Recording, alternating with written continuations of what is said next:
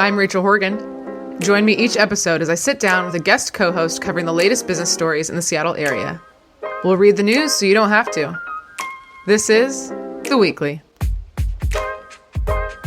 Okay, welcome everybody to The Weekly Seattle. I am coming at you live from Dallas, Texas, actually. I think I have been here a long time ago, but I don't really remember it. So I'm doing a virtual episode, which I haven't really done. I did one with Amber, but that was just kind of a quick clip. So my guest has graciously volunteered to be kind of a test subject with me to see how this goes. But I'm sitting virtually with Michelle Merriweather, the CEO of Urban League of Metropolitan Seattle. Hello. Hello. Have you been to Dallas is a Texas? great place. Yeah, I have lots of friends in both Dallas and Texas, so Nice. I enjoy the visit. Well, Not the it's heat, but the visit. Yeah, I was gonna say it's not fall here. I'll say that. It is like almost 90 degrees right now, but that's okay. I like being hot. Okay, so a little bit about you. We interacted, I think, back in my PSBJ days. So you joined Urban League of Metropolitan Seattle in 2015, stepped into the CEO role in 2018. You were a woman of influence for PSBJ and a Power 100, which is kind of how we connected. And you've served on several boards, including the United Way of King County, KUOW, and the Downtown Seattle Association. And one thing I also saw, Michelle, is that you are a member of Delta Sigma Theta Sorority. I was Kappa Alpha Theta. Oh, nice. Okay. What did being in a sorority, how do you feel like that prepared you for your work world? Absolutely. I think for me also, my mother was a member of Delta Sigma Theta and the family legacy. My father is a part of a fraternity as well. And so I'm continuing our family legacy, but absolutely the networking and, we're still active after we graduate. So I still go to chapter meetings. I still do the community service projects. And for a while I was the advisor for the chapter at UW. So Okay. still engaged. Yeah. I was an advisor. I went to USD, but I was an advisor at UCSD for a little bit, and it's really rewarding work. So I wanted to call that out. Yeah. So before we get into our stories, talk to me a little bit about why you chose this line of work with Urban League and why you're passionate about it. Yeah, when people ask me that, I always kind of hesitate with the answer, and I often say I think the work chose me, as opposed to me choosing the work. I started out as a volunteer in Los Angeles with the Urban League when I moved back to LA after college. I was looking to get involved and get engaged and stumbled upon the Urban League Young Professionals, which is their auxiliary of volunteers, age 21 to 40, and started to volunteer, found my tribe, and they were doing work that I enjoyed, and I got connected with the Urban League, became president of the Young Professionals, and got engaged nationally, joined the board of the LA Urban League, and then folks started to say I needed to go work for the Urban League. And, you start to, and I had a good career in sales and marketing with some really great companies. And at that time I was working for Starbucks, ironically, and folks in the Urban League circle were telling me that I needed to work for the Urban League. And you hear something long enough, you start to believe it. Yeah. Fast forward a few years, my predecessor asked if I would come and be her vice president. And I was working for Starbucks. I thought I would be here at some point, just in a different role. And as the stars would have it, I'm here doing service work and love it. So it chose me, I think. Yeah, I also feel like sometimes you do need your friends kind of serve as a mirror sometimes, and they need you to push you. I know people were kind of telling me to be freelance, and I was like, no, I don't think so. But once you like hear it enough, you're like, maybe I could do this. Like, yeah, maybe I'll do that. That's awesome. Well, we're going to talk about three kind of things today. The first one is really going to be focused about Urban League. So we're going to dive a little bit more and tell the audience kind of like what exactly you do and how it's so important to Seattle. And then we've got Rough and Tumble, the women's sports bar, is opening up a new location. So we'll talk a little bit about women's sports, as I love to do. And the last one is a little bit of a tech update. So usually the tech updates are tech layoffs, but this is actually opposite. We're going to do a little bit of hiring and some return to office for Microsoft. So Michelle, let's get into it. The first one, no article tied to this one specifically, but I wanted to take the time to just talk about Urban League of Metropolitan Seattle. And because I know a little bit, but I still want to learn more. So in Yeah. your words, kind of briefly to the audience, what exactly does this organization do? Absolutely. First, let me say the Urban League in Seattle specifically started in 1930. So we've been around for 95 years Whoa. serving this community. Yeah. The Urban League is a part of is an affiliate of a national organization that started in 1910 to help Black folks that were leaving the rural South, sharecroppers and the like, that were looking for a better and safer life. So they were moving mostly to the east, so New York. So that's where the Urban League started, to connect folks to jobs, housing, educational opportunity, and to teach them skills to get them prepared to go to work in their new world. Quickly, the Urban League started chapters and offices in other area. So you'll see a lot of us, a lot of urban leagues in like Ohio and other places. The Urban League of Metropolitan Seattle is the second oldest on the West Coast. The first is in Los Angeles. Mm.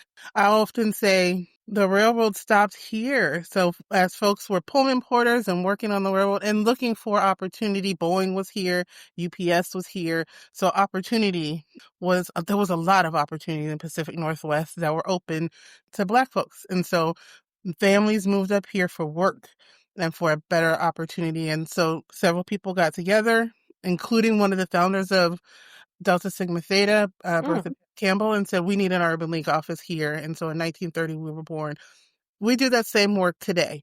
We connect folks to opportunity, be it housing. We do a lot of work from housing, supporting folks from those that are experiencing homelessness to purchasing a home to maintaining our home and foreclosure prevention and mediation, as well as reverse mortgage education. So we run the gambit in housing, workforce development, preparing for work and life, which we'll get to later, and education, making sure our kids have mentors, support services, be it in school or out of school, or those that are justice involved to make sure that Mm. they have opportunity. And over the last 5 years or so, we've added the supports to that because we can get somebody a job, we can get you housed, but if you're not well, if you don't know how to advocate for yourself, if you just need additional support, we have to make sure that our community is fully fortified to be successful. So we added public health, direct services in public health and in entrepreneurship, as well as advocacy and civic engagement to our body of work as well. So we do a lot That's a lot. for Yeah.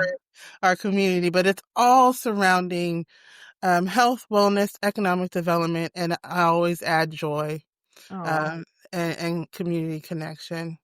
Yeah. What's a recent project, like a specific project that maybe is meaningful to you or kind of Mm. shows the public, like an example of what you do? Yeah, I'll say the most recent that I think is truly reflective of the work that we do.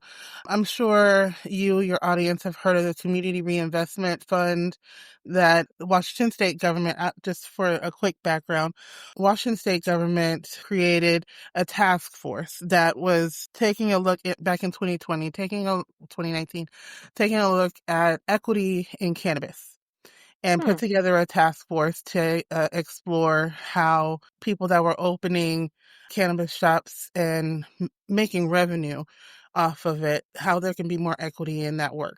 And what we know is that a disproportionate amount of Black and Brown men in particular have been incarcerated due Mm-hmm. to selling weed on the street. And then when it became legal in Washington state, a disproportionate of folks were excluded from making money legally in the sale of legal cannabis. So Interesting. a lot of folks petitioned to do something different. They put together a task force to explore what the possibilities were. And one of the outcomes, along with doing some work to realign how licenses were allocated, we also made a request of the governor of some of the revenue be allocated to communities that were most harmed by the war on drugs.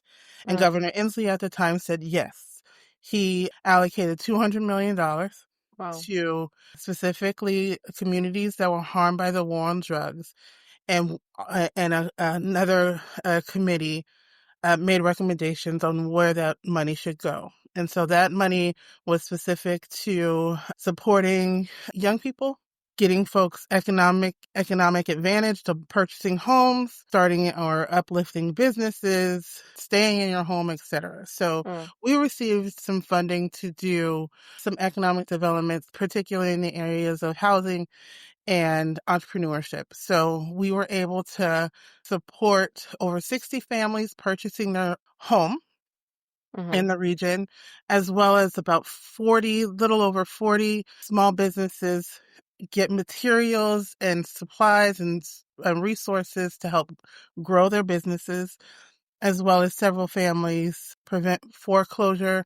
and several seniors were mm. able to get some rehab done to their house to make their houses safe so they can live in them. So that's just one example. I have lots. Oh, I'm sure. I I'm get sure. to do this remarkable work that, you see the outcome is truly changing lives. So that's just one Absolutely. opportunity. Yeah, I appreciate you sharing that. You mentioned a little bit about funding, and I wanted to kind of dive into that. How are you funded? I don't know if you can kind of say the breakdown. We talked to the CEO of Mary's Place, and Yeah. I was surprised to learn that it was more individuals than kind of corporate donations Yeah. that made up her budget. And so, yeah, I guess how you're funded, and then how has that changed over the years, if it has? Yeah, shout out to Dominique. I love her. She Mm-hmm. does remarkable work at Mary's Place and is a dynamic leader. Ours is a little bit different because we do very specific direct services. So it's kind of a balance. So we do contracting with government. So a lot of our unhoused work and supports are from King County Regional Homeless Authority and other government institutions. So they Uh, like they would hire you, or you're getting like a grant from some of It's more of a contract. We say Okay. we commit to doing this body of work Mm-hmm. on behalf of the government. I often say nonprofits sit in this space. We're businesses. We are a business. With a specific tax delineation, but we sit in a space that I say the work is too hard and too difficult for government to do alone Mm-hmm. and not lucrative to where corporations can necessarily make money off of it, right? Mm-hmm. But they need it, right? Because they need a strong, healthy, educated workforce. So we sit kind of in that spot. At least the Urban League does. There's nonprofits all over that do different things, but Mm-hmm. that's where the Urban League sits. Well, and I want to point out, I don't know if everybody knows this, but like the designation of nonprofit, correct me if I'm wrong, but isn't it that the board isn't paid, or because it's not that you The don't board is have a not paid. profit, That's right? correct. Yes. Yeah. And so you Yeah. do make a profit each year, but you don't use that to pay your board. You use it to reinvest into the We company use it to or reinvest organization. in the organization and fortify the work and hopefully invest in community. Mm-hmm. Yes, a nonprofit doesn't mean we work for no profit. Mm-hmm. Hmm. Let's I be feel like when clear. I was younger that I didn't know that, so I just want to explain it. That's fair. Yeah. And I'll often say that, and our mission is different, right? Again, I worked for really great corporations who are certainly people focused, but their money was to sell a widget, right? Yes. Their Yes. their their success is based on how many cups of coffee you sell or how many cans of Coca-Cola you sell, et cetera, et cetera. Ours is based on how many people we serve Yeah. and how many lives we're able to change, right? So it's a different mission and different focus Yeah. um, in this line of work. People are our business, which Yeah. many corporations will say as well. But it's at any rate, to answer the question, we are government funded.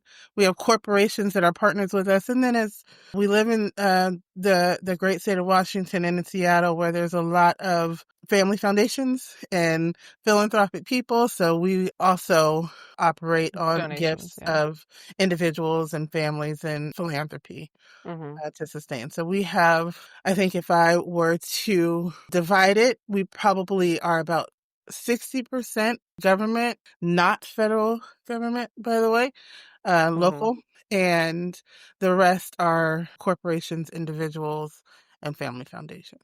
Okay, interesting. Yeah. Yeah, I like that you brought up kind of how the ecosystem, how everyone kind of works together, the government, corporations, nonprofit, like all of them are needed together. Yeah.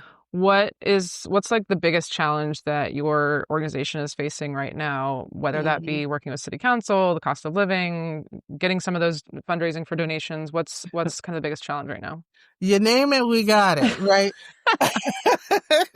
You name it, we Yeah, got yeah. it.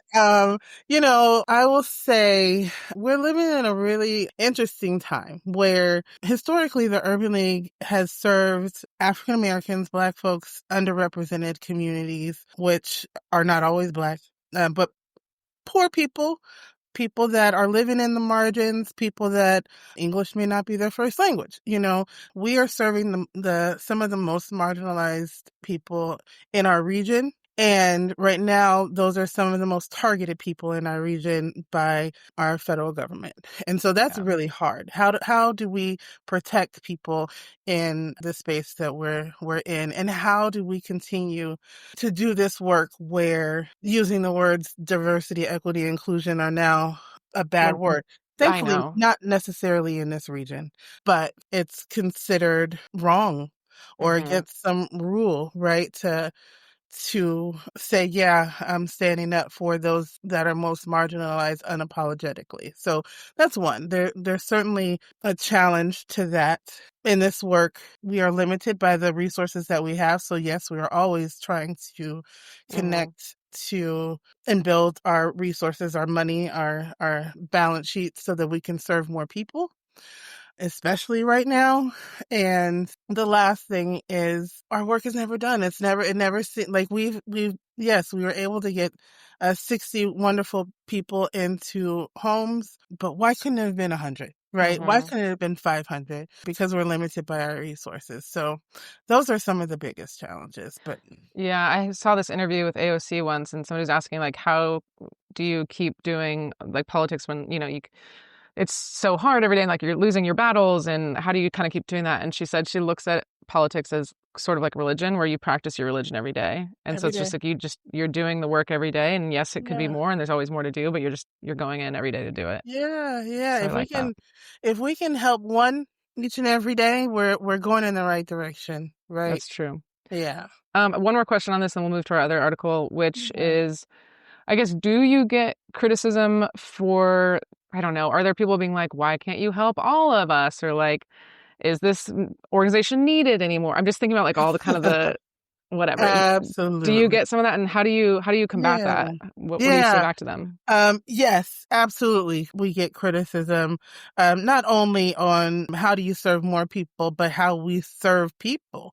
Like everybody has an opinion on how this work Mm, should be done, So one, I think and sometimes we are our own worst critic, right? We're mm-hmm, not doing enough. We're not doing it right. We are, me especially. So I think the answer to that is serve with excellence, right? And know that you go to bed at night and wake up in the morning knowing that you're doing the right things. mm-hmm, Make sure that our financials are in order and that we're doing what we signed up to do. And we can show and prove that we are doing that work. Like if we receive funding from the city of Seattle to serve kids, making sure that we use that money to serve kids, right? mm-hmm. And not Yeah. for any other purpose, because that's how some organizations get in trouble. Mm-hmm. So making sure that our financial house is in order and making sure that we're doing what we say we're going to do and showing up every day in Yeah. order to do it and just I was keep thinking kind of like how, I don't know, there's like women's groups, for example, another kind of marginalized community, and some people having the criticism of like, well, do we even need those anymore? Like, yeah. whatever. And so I feel like we do still need, and I'm sure you Yeah. feel that same way. Like we do still need these groups for marginalized communities. You Like know, things aren't fine. yeah. And until the day that every single one of us, women, folks from marginalized groups, people that live with disabilities, are not judged or demonized or harmed because of who they are, what they represent, their disability, who they choose to love, whatever the case may be. Until that is not weaponized or demonized or harmed, or people can, show up and or don't show up or have fear of who they are or have to hide who they are, these organizations are needed. The work that we do is absolutely necessary. I pray that someday organizations like the Urban League or Mary's Place or Bird Bar Place and others are no longer needed. That means we have parity. That means we have Hmm. true well-being for Hmm. everyone in this country and across the globe. So we have a long way to go. We certainly Michelle have for president. never. I couldn't agree more, and I appreciate you kind of articulating that so well. Thank you. We're gonna move on Yeah. to the next one. So that's Rough and Tumble. They're gonna open a new Mm. place in Columbia City. Their press release on their page had some fun stats about women's sports. I wanted to let people know. So when Rough and Tumble opened in 2022, and as a reminder, it prioritizes women's sports. It still plays Seahawks and all of that, but there is kind of more of a focus on that. So when they opened in 2022, only about 3 to 5% of global sports media coverage was dedicated to women athletes. Now it's at 16%, and it's projected to reach 21% before the end of the year. That is massive growth of media coverage, which is awesome. And the other stat I thought was interesting is that in the first half of the year, so the first 6 months of this year, the global women's sports industry surpassed what Deloitte thought their initial annual review. So what Deloitte thought that industry could do in a year was 2.35 billion, and it surpassed it in the first 6 months. Amazing. So I love to hear these stats, love to see it. I think it's like once you show it on TV, then people show up. The article is also saying that their new location is going to be in the former Columbia City Ale House location, and it's opening in October, which is really soon. So I will absolutely be checking it out. This article, I brought it in because I want to talk about Black Future Co-op Fund, which is another project I didn't mention at the top. I should have, but you were a co-founder, right? Yeah. Yep. And people might be like, oh, I've recognized that. Why do I recognize that? It's because they were on the Seattle Rain jersey. They're on the front of the jersey. So tell us kind of why you started that, and then we'll kind of dive into the jersey stuff afterwards. Yeah, I'll say there is a story behind it, but the Cliff Note version is that we were all at home, all of us, the whole region and country and across the globe, we're all at home during COVID, not sure about anything. Like, what are we going through? What are we experiencing? Times we had never known before. And then we all experienced the murder of George Floyd together. Right. Mm-hmm. And in that moment, across this region in particular, folks took to the streets to demand change of all races, which was something I had never seen before or experienced. Remember marching in Los Angeles at that time when Trayvon Martin was murdered, when Mike Brown was murdered, and the list goes on. But this time it was definitely different. One, I believe everybody was at home in a state of uncertainty. And then to witness something like that was scary, was frightening. And people demanded something different.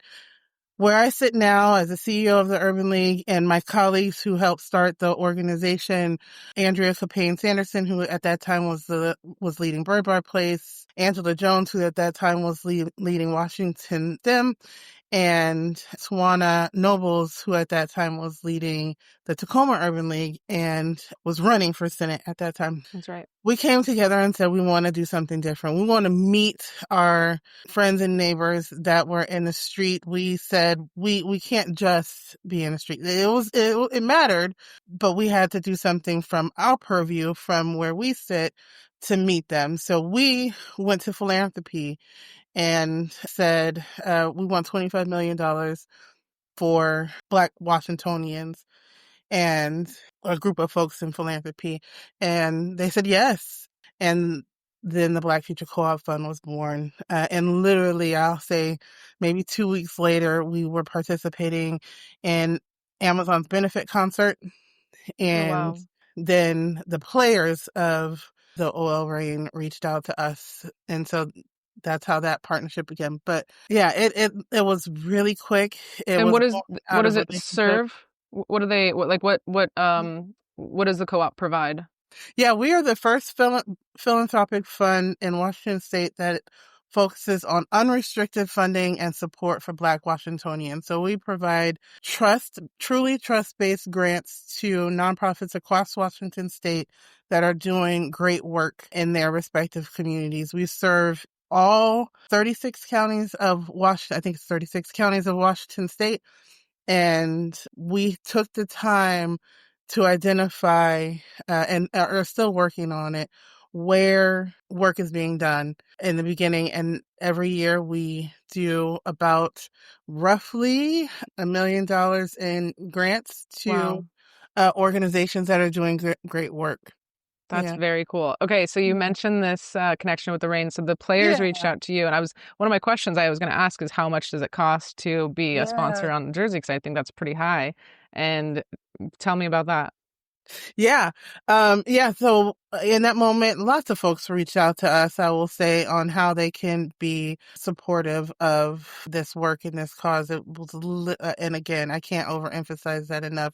It was born overnight. I think all four of us were thinking about doing something. It took the four of us coming together to say, yeah, this is something that we need to do in this moment, knowing that this moment wasn't going to last forever.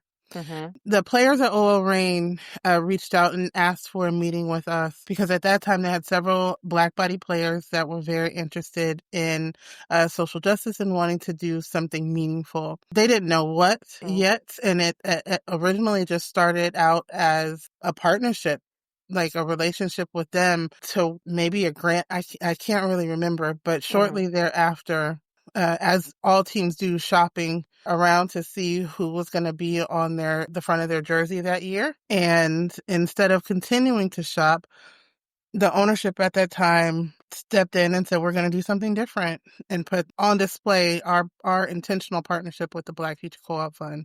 And we thought we were going to be on the front of that jersey for a year, for one season. It turned out to be three.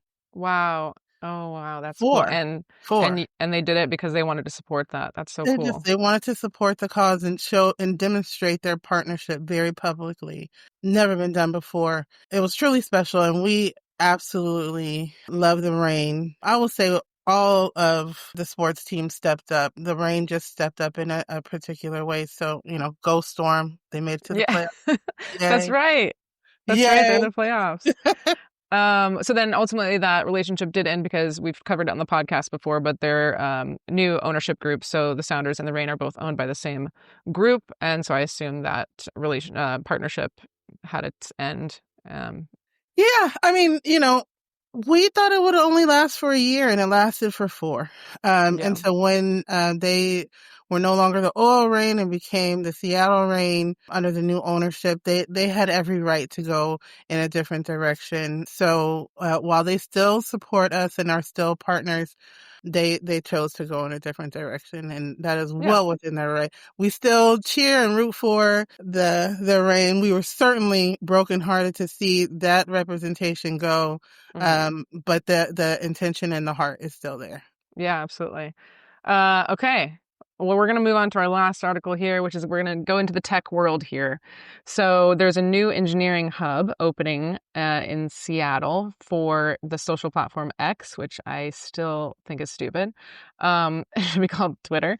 Anyway, XAI, so like the AI part of X, which I think is Grok or whatever. I'm not on there, if you can't tell. They are wanting to hire some engineers here in Seattle, and some of the salaries that they posted go up to $440,000. Mm, The article states that it's kind of interesting because Elon Musk is suing Microsoft along with OpenAI for anti-competitive, like basically creating like an AI monopoly.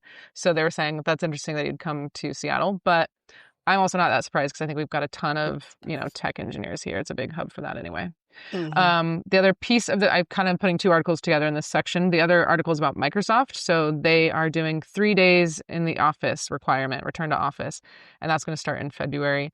I thought they already had this because I picture these like the big tech in Seattle are kind of to me like the Mean Girls scene where it's like one time I saw her wearing army pants and flip flops, so they just straight up copy each other. Every time one does something, the other one doesn't. So anyway, I thought they were already in there because I know some like Amazon and Starbucks are already requiring some of it. So 3 days yeah. a week starting February.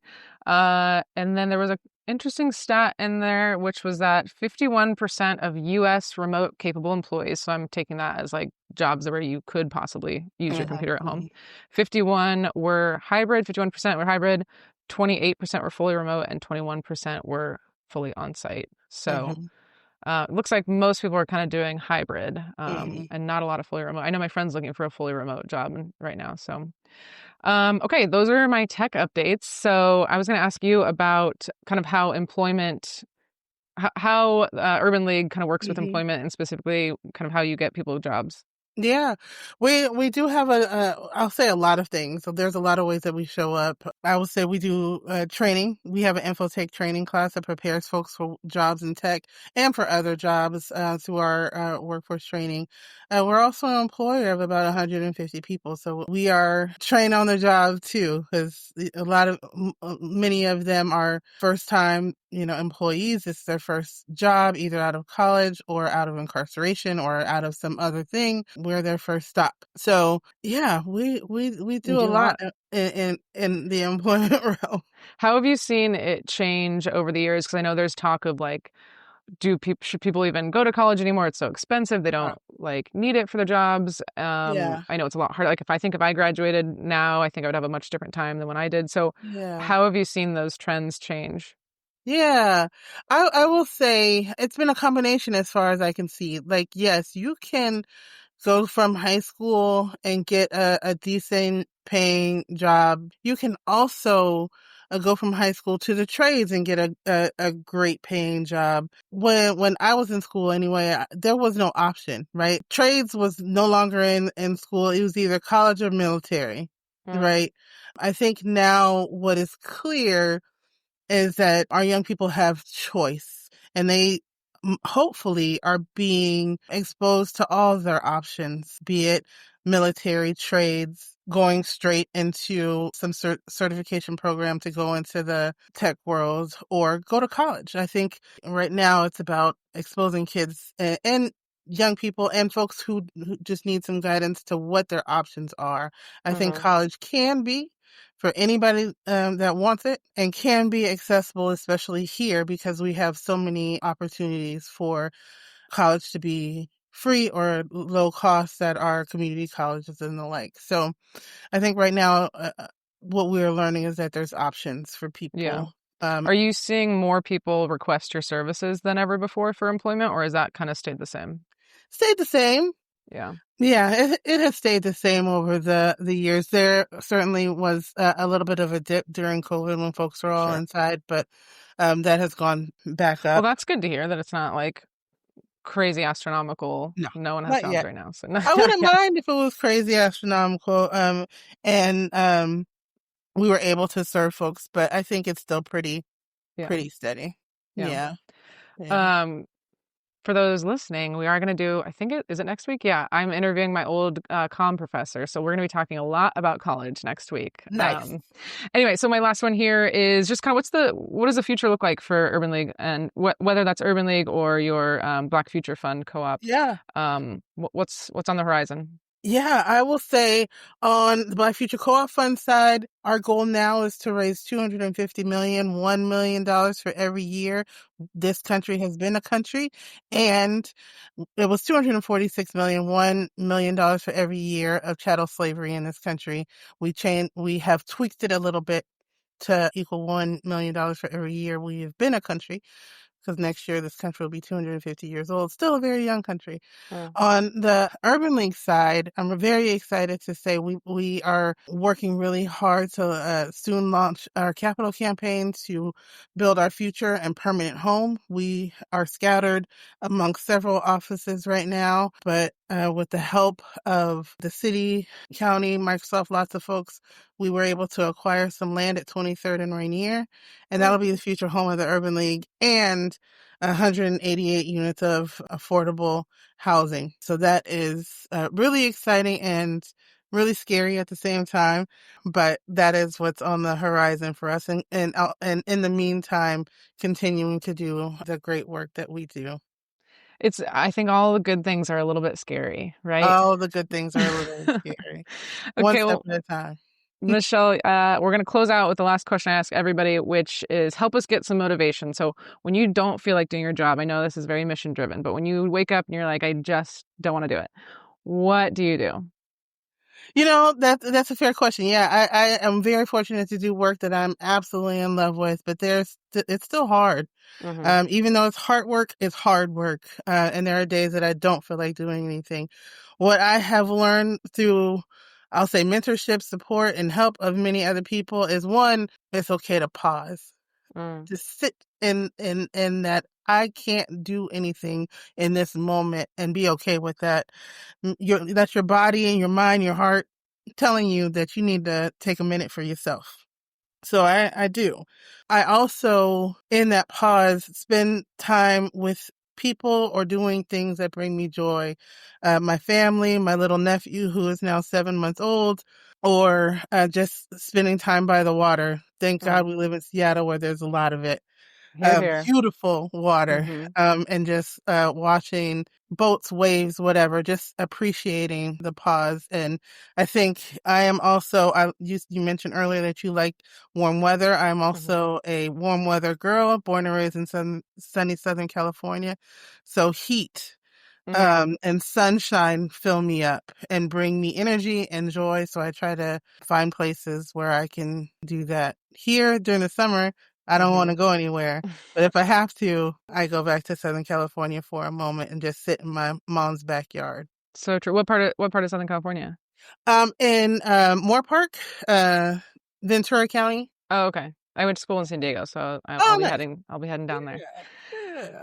So fun. Okay, well, Michelle, thank you for taking the time and for doing this virtually. I really appreciate it. And for those listening, go check out Urban League of Metropolitan Seattle and go support them and donate and all the things. Oh, thank you. Thank you. First time virtual. It was great. Thank you. We did it. We did it. All right. Have a good one.